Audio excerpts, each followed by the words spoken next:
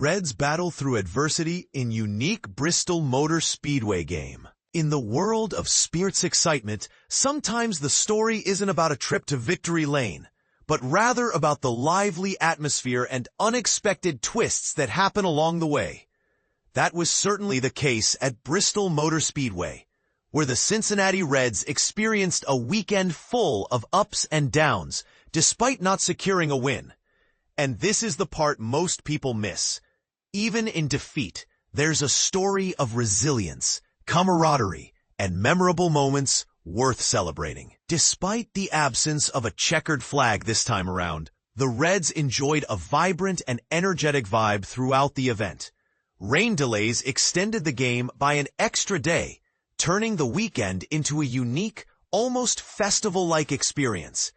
Unfortunately, they weren't able to capitalize on multiple opportunities and fell 4-2 to the Atlanta Braves in a contest that wrapped up an otherwise mixed series. They lost 2 of 3 games after beginning on Thursday in Cincinnati. Reliever Brent Suter, who came into the game during a challenging second inning, summed up the mood saying, "That's a tough loss right there.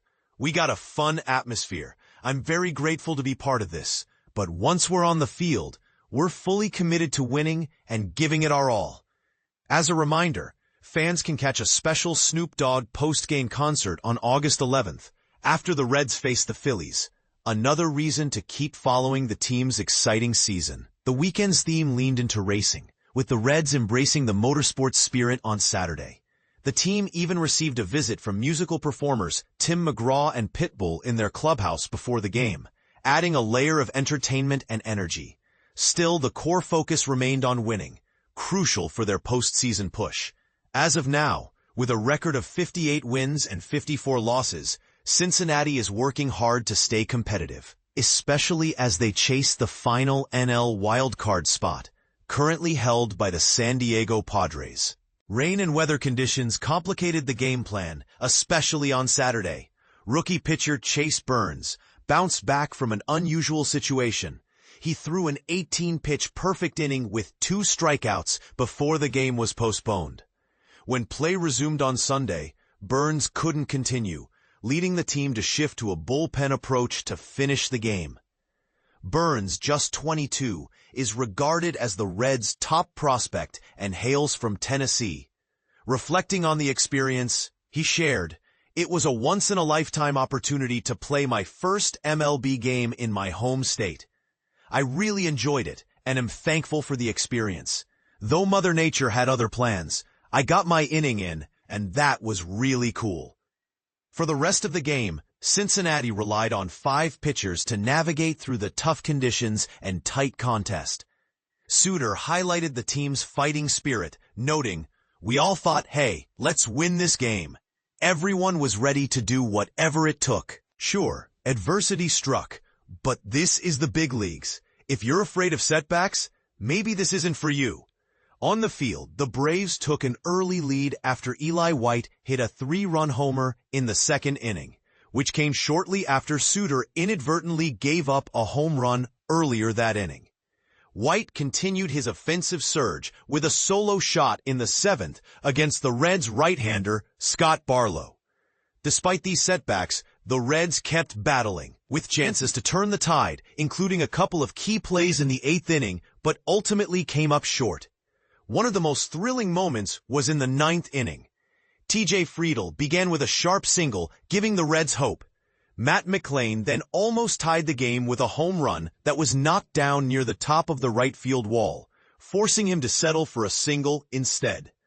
McLain reflected, "I thought it had a real shot, but sometimes they go out, sometimes they don't. Next time, I'll hit it even harder." Despite a promising rally, the game ended with a strikeout and a pop-out by the Braves, leaving the Reds to ponder what could have been.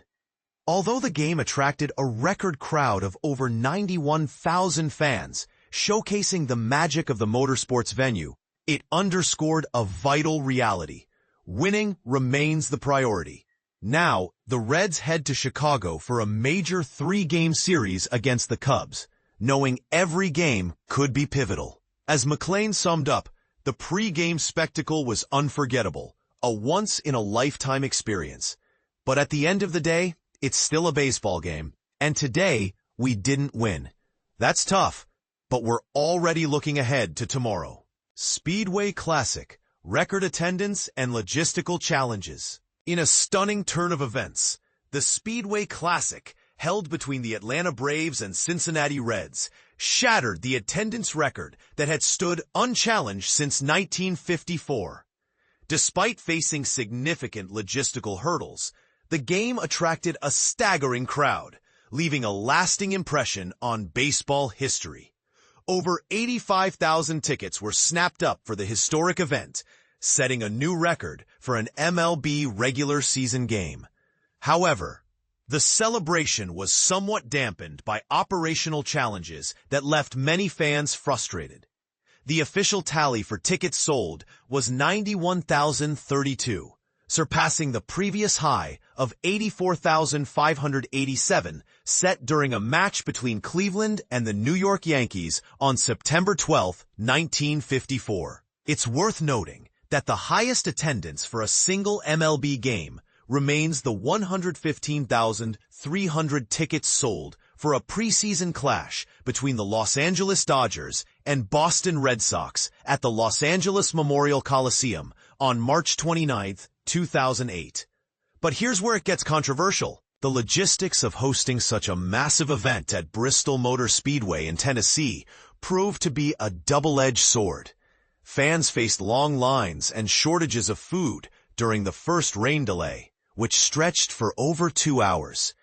A Red supporter, interviewed by The Athletic, described it as the worst logistical experience, lamenting the lack of food, beer, and the underwhelming fan zone.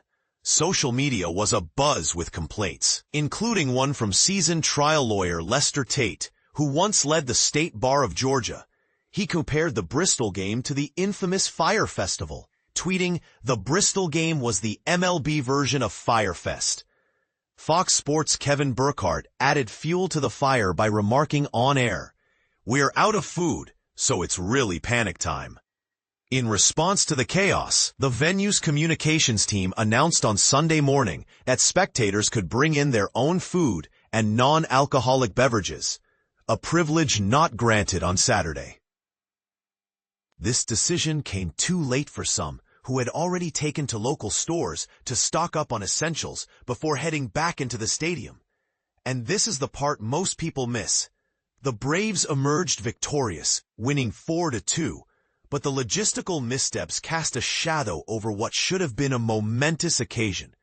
The Speedway Classic will undoubtedly be remembered, but perhaps not for the reasons organizers had hoped. Bristol Motor Speedway Classic, overcoming challenges and record attendance.